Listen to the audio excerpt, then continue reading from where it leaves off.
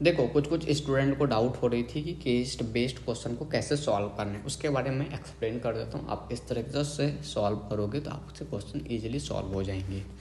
ठीक है, चलो जिसको डाउट था, जिस भी स्टूडेंट को इस चीज़ में डाउट था, जो स्टूडेंट ने पूछा था, उसको मैं एक्सप्लेन कर देता हूँ। देखो केस बेस्ड क्वेश्चन में क्या होता है, जैसे अपने बोर्ड का जब एग्जाम दिए होगे 10th या 12th का, वहाँ पे पैराग्राफ आती है, ऊपर पैराग्राफ होती है और नीचे क्वेश्चन होते हैं। उसी प्रकार से इस भी क्वेश्चन को सॉल्व करना है। कैसे अटेंड करना है उसके बारे में यहाँ पे समझो। जैसे कि फर्स्ट क्वेश्चन ये दिया हुआ है एनिमल किंगडम का केस बेस्ड क्वेश्चन में, यहाँ पे बोल रहा है read the passage answer the following question. पहले इस पैसेज को पढ़ना है, फिर आपको ये जो 4 क्वेश्चन दिया गया है इसको आपको सॉल्व करना है। सबसे पहले बोल रहा है मेंबर ऑफ फाइलम एक्स, कोई भी एक मेंबर, फाइलम का नाम नहीं दिया गया कि कौन से फाइलम का ये बात कर रहा है। ठीक है, कोई भी मेंबर उस फाइलम के एक मेंबर के बारे में बोल रहा है। ठीक है, एक्स मान लेते हैं, कोई भी एक फाइलम के बारे में दिया गया, उस फाइलम के एक मेंबर के बारे में दिया गया। ठीक है, अब आगे देखो, are mostly endoparasitic in animal including human being. ये एंडोपैरासिटिक होता है, एक वर्ड आपको पता चल गया इस मेंबर के बारे में, कि इसका एक करेक्टर आपको पता चल गया कि ये एंडोपैरासिटिक होता है। दूसरा, the body has this organism divided into left and right half only one plane, एक प्लेन में इसका बॉडी जो वो डिवाइडेड होता है। कहने का मतलब ये बायलैटरल के बारे में बता रहा है। ठीक है, 3 जर्म लेयर होता है, 3 जर्म लेयर को हम लोग डिप्लोब्लास्टिक कहते हैं। आपको करेक्टर दे रहा है एक इंसान का या कोई भी एक ऑर्गेनिज्म का। ठीक है, पैरासिटिक, इसका जो पैरासिटिक फॉर्म है वो हुक एंड सकर के फॉर्म में होता है।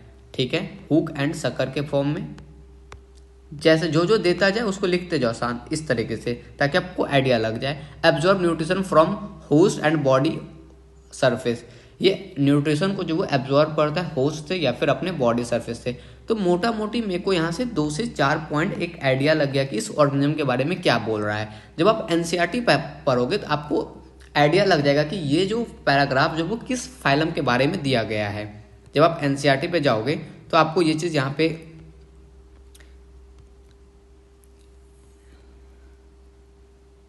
जब आप एनसीईआरटी ओपन करोगे तो आपको ये चीज़ यहाँ पे शो हो जाएगी कि ये जो पैसेज जो है वो फाइलम प्लेटी हेलमिंथिस के बारे में दिया गया। अब आप बोलोगे कि आपको कैसे पता फाइलम प्लेटी हेलमिंथिस का दिया हुआ है, क्योंकि एनसीईआरटी फाइलम प्लेटी हेलमिंथिस के बारे में लिखती है mostly endoparasitic found in animal including human being, वो वहाँ पर भी पैसेज में लिखी है।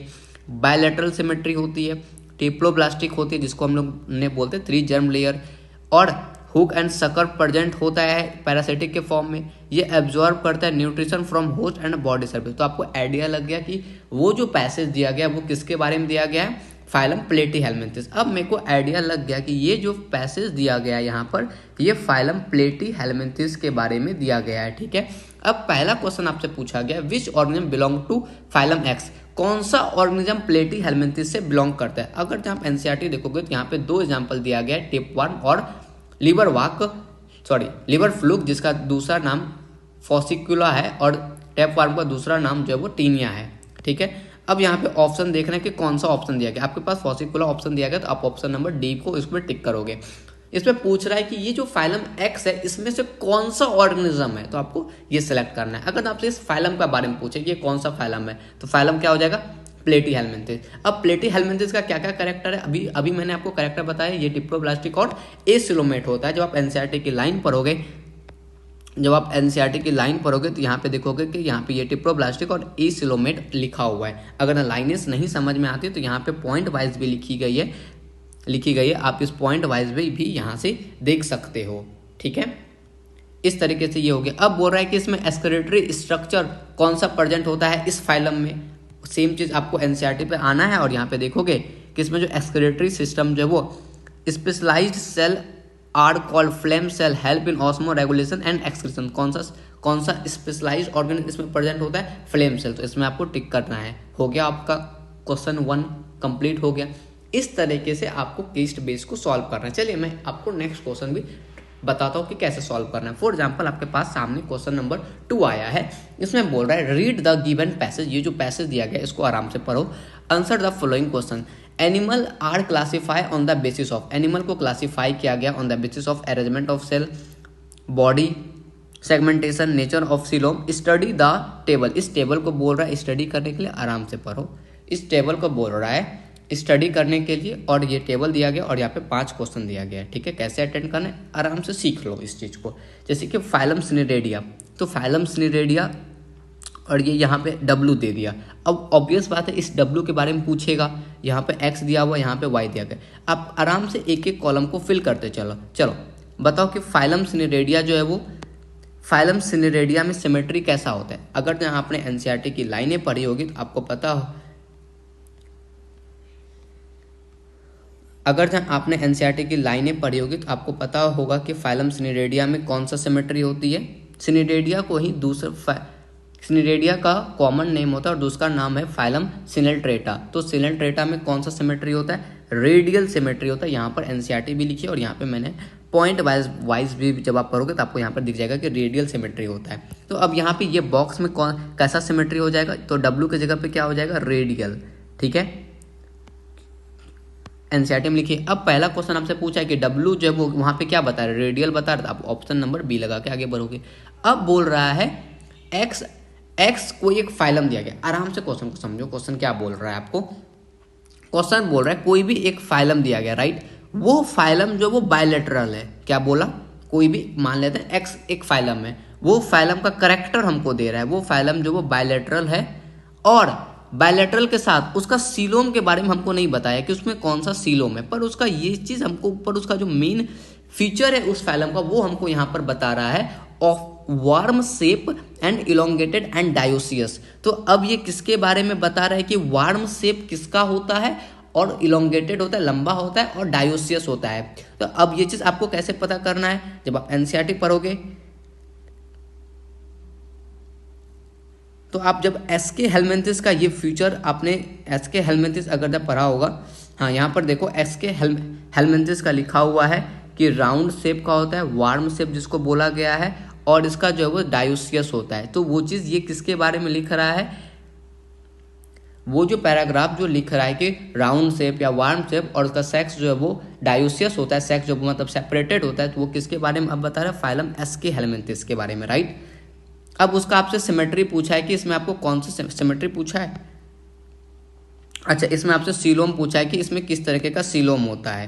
जब आप यहाँ पे पैराग्राफ जब आप पढ़ोगे तो आपको यहाँ पे पता चल जाएगा कि इसमें टिप्लोप्लास्टिक होता है, राइट।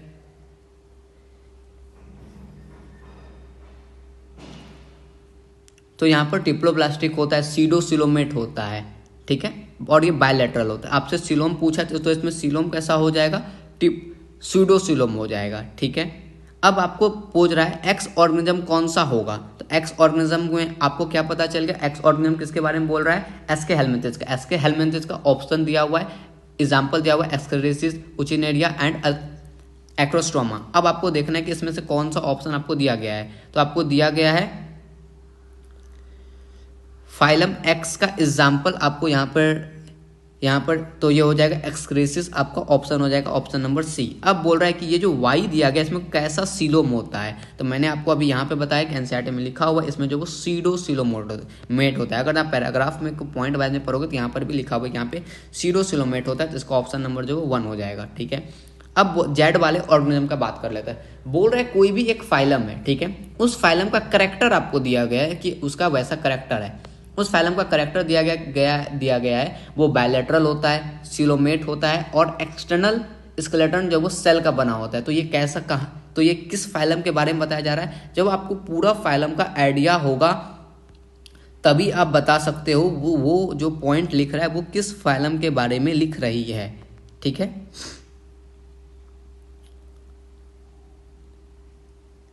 कौन सा नंबर था, 7 हो गया, 8। अच्छा 8 वाले फाइलम का बारे में पूछ रहा है, द फाइलम जेड, ये जो जेड वाला फाइलम है ये शो करता है कौन सा लेवल ऑफ ऑर्गेनाइजेशन। पहले ये चीज़ हमको पता चले कि ये फाइलम किसके बारे में, किस फाइलम के बारे में, तभी तो हम लोग बता सकते हैं ना कि वो कि उसमें कौन सा लेवल ऑफ ऑर्गेनाइजेशन होती है। हमको कॉमन ध्यान रखना है कि वो बायलैटरल होता है और सीलोमेट होता है। अब हम लोग यहाँ से चेक करेंगे कि कौन सा बायलैटरल और सीलोमेट होता है। अगर आपको इसमें से देखने में दिक्कत हो रही है तो मेरे को क्या देखना है, बायलैटरल और सीलोमेट, राइट। अब यहाँ पे मेरे को चेक करना है कि किस में बायलैटरल, और यहाँ पर देखो ये बायलैटरल है और सीलोमेट आ गया, ये सिर्फ कंडीशन, और यहाँ पे अर्थ्रोपोड में बायलैटरल और सिलोमेट है। तो आइडिया अब हमको दो कैरेक्टर से समझ नहीं आ रहा है कि वो किस फाइलम के बारे में बात कर रहा है। अब इसका मेन डिस्टिंक्ट फीचर के बारे में जाएंगे तो हम लोग को पता चलेगा कि वो किस फाइलम के बारे में बात कर रहा है। डिस्टिंक्ट फीचर उसका लिखी हुई है, external skeleton of cell. External उसका जो स्केलेटन होता है वो सेल का बना हुआ होती है, ठीक है।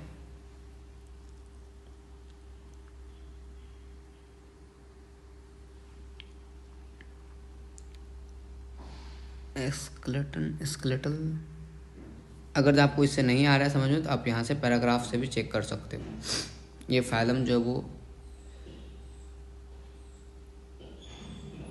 बायलैटरल होती है, सिलोमेट होती है,